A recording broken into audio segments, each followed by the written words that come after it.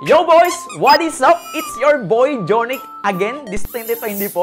Today, pag-uusapan natin kung anong features ba ang hahanapin mo or titignan mo kapag pumipili ka ng gaming mouse na nasa presyong 4,000 pesos price range. Kasi hindi lang dapat nakakapag-elevate ng gaming experience ang bibilin mong gaming mouse. Dapat worth the price din. So, dapat sasakto or sasobra ang mga features niya para sa iyong needs. Aalamin natin lahat yan kasama itong Makinig L8 Pro Gaming Mouse. Let's go! Ang una kong tinitignan sa isang gaming mouse, syempre, yung kanyang sensor.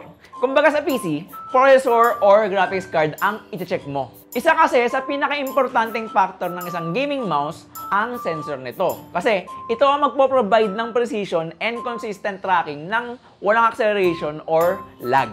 Tulad nitong Makinig L8 Pro. Meron itong high-end low-power optical mouse sensor ng Pixart. At ito ang PAW3395 sensor, which is still the latest sensor ng Pixart. In terms of polling rate, up to 2,000 Hz siya pagka naka-wireless, then up to 8,000 Hz naman siya pag naka-wired. So, sobrang bilis and responsive ng communication niya sa computer mo every time na ginagalaw mo yung mouse cursor mo. Ang experience ko sa 8,000 Hz polling rate compared sa mas mababang rate is mas mabagal yung cursor movement niya. Therefore, mas kontrolado mo yung cursor mo. Magkaiba kasi yung feel ng 1,600 dpi sensitivity pag naka 1,000 Hz ka compared sa naka 8,000 Hz ka. So, dito mo na magagamit yung mataas na dpi sensitivity ng mouse mo pagka mataas na din yung polling rate na ginagamit mo. Yung iba, gusto ng wired para assured sila na walang loss in connection or mababa lang yung latency and talagang solid ang reliability. Pero yung iba naman, gusto nila ng solid yung wireless capability feature ng mouse nila. Kasi sa panahon ngayon, sobrang liit na lang ng gap ng difference nito sa wired. Tipong unnoticeable na talaga. Problema mo lang sa wired is yung cable tension, tapos sa wireless naman is pag naubusan ka ng battery habang nilalaro ka. Parang mas malaki ang atang problema yung wireless ha. Kasi mas nakakatalo yun eh. Itong Makinig L8 Pro, meron siyang tatlong connection type. Pwedeng 2.4 GHz wireless mode, USB wired mode, or Bluetooth mode.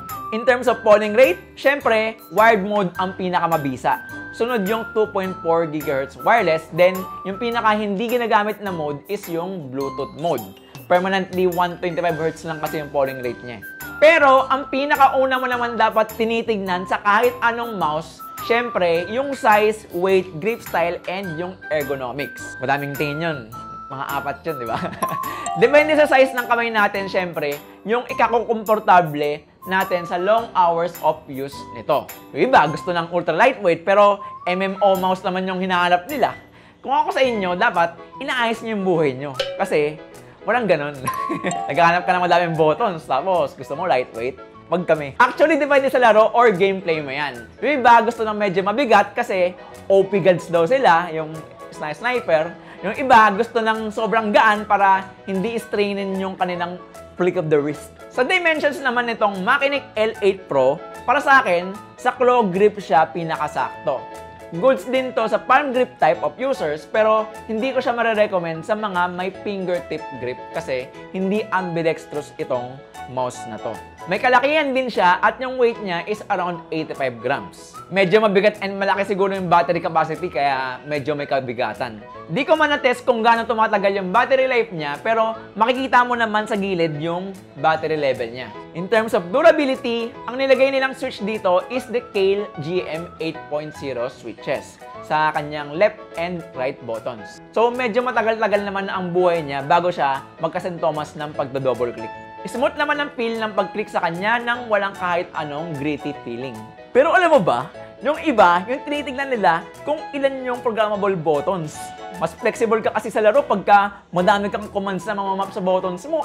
Yung iba, ginagamit nila yung extra buttons for quick navigation, custom keyword shortcuts sa MMORPGs, or pang push to talk. Ako personally, pang push to talk. Pero usually, dalawang side buttons lang, sapat na. Tulad nitong sa Makinig L8 Pro. Standard naman yung bilang ng keys nito na 5, pero pwede mong i-program yung button functions niya kasama na yung scroll up and scroll down. Speaking of scroll, may unique feature tong mouse na to. Akala mo sa una, DPI cycle tong switch na to. Itong nasa gitna. Pero hindi. Scroll mode switcher siya na ang tawag nila is Hyper Scroll Wheel.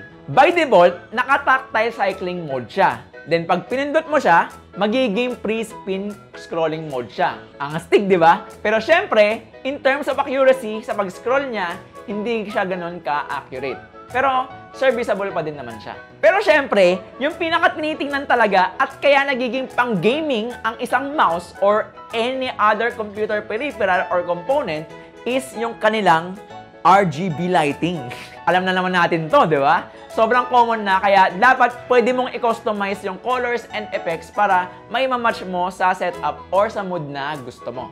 So, dapat bright, maganda ang illumination at customizable. So, dahil may pagka-sports car yung datingan ng mga mouse ng Makinik tulad nitong L8 Pro, meron siyang RGB lights na parang headlights ng kotse. Pag may customizability ang isang gaming mouse, matik yan na may proprietary software. Dito mo siya fully customize lahat-lahat. Yung color, speed, and effects ng RGB lighting, DPI, polling rate, lift-off distance, and sensitivity ng mouse mo, and yung macros. So, dahil may onboard memory itong mga mouse na ganito, nare-save sa kanya lahat ng settings and configurations na ginawa mo gamit yung software nila. Pwede mong direktang magamit sa ibang PC nang hindi mo na kailangan ulit i-configure dun sa software nila. Pero sa totoo lang, may makikita kang ibang wireless mouse na may PAW3395 sensor na, tapos naka-KGM 8.0 switch din, tulad ng Pantec Aria XD7, na mas mura kaysa dito sa Makinik L8 Pro. Ang nagpa-unique talaga dito is etong maangas na charging dock niya na may sariling RGB lights. Yun nga lang, hindi siya syncable doon sa software niya. Tignan niyo, magkaiba yung effects niya. So, kailangan mo pa din pindutin yung button niya dito sa ilalim para mag-iiba yung effects niya. 'Di ba? Ang problema doon, syempre, etong dock na to, nakikita niyo to, tape yan, ididikit mo yan sa table. Ngayon, kung ano yung pinaka-cooling effects na sinet mo, ayun na yun. Wala nang baguhan unless tatanggalin mo sa dikit yung dock mo. Also, ang issue ko dito sa charging dock na to, in my experience, is nagkakaroon siya ng intermittent disconnection. So, nagre-result ito sa biglang hihinto yung cursor mo. Medyo nawala naman yun nung in-install ko yung drivers niya, tapos ginawa ko din yung pairing mode niya. Then, nung sumubok ako ng ibang cable, hindi na ito yung ginamit kong included na cable, biglang wala ng intermittent disconnection. Parang ibig sabihin, ito yung may problema. Kasi iniisip ko itong dock parang hardware issue siya. Pero hindi pala. I don't know kung sa unit ko lang ba yung ganito or ganito rin yung sa mayroong mga ganito. Comment down below kung bumili din kayo nito. Ang lambot pa naman tsaka ang gaan nitong paracord USB-C cable nila. Anyway, ayon ang mga importanteng bagay na dapat tignan. Dapat may high quality sensor para sa precision yan. At least may 1000 Hz polling rate, comfortable shape and weight, programmable buttons, RGB lighting, and syempre, bonus na lang yung ibang features na good to have. Pero ang mga must to have at kailangan natin i-prioritize pagka pumipili tayo ng ganitong gaming mouse ay yung sensor, buttons, and yung fit sa kamay natin. Magkakaiba tayo ng kamay, so kayo nang bahalang pumili ng pipit sa inyo. Alright? That's it!